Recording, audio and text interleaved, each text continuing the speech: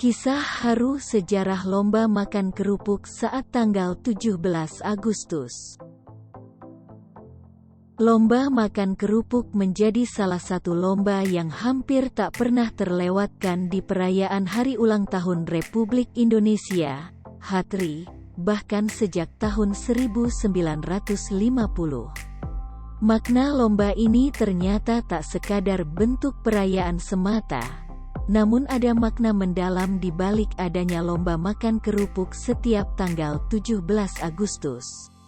Merangkum laman Kementerian Pendidikan, Kebudayaan, Riset dan Teknologi, Kemendikbudristek, pada tahun 1950-an mulai bermunculan lomba-lomba untuk memperingati Hari Kemerdekaan Indonesia. Salah satunya ialah lomba makan kerupuk.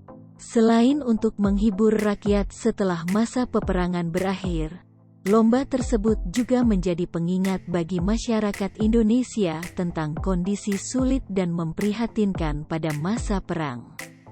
Kala itu, kerupuk merupakan salah satu makanan pelengkap andalan bagi bangsa Indonesia, khususnya pada era 1930 hingga 1940. Krisis ekonomi sedang terjadi di Indonesia dan menyebabkan harga kebutuhan pangan melonjak sehingga tidak terjangkau oleh masyarakat kalangan menengah ke bawah. Akhirnya, kerupuk pun menjadi salah satu penyambung hidup lantaran harganya yang terjangkau. Dahulu pelaksanaan lomba makan kerupuk hanya dilakukan oleh warga menengah ke bawah.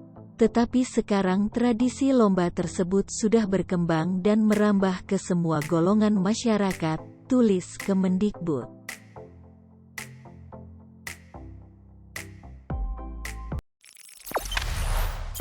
Jangan lupa subscribe, share, komen, dan like ya!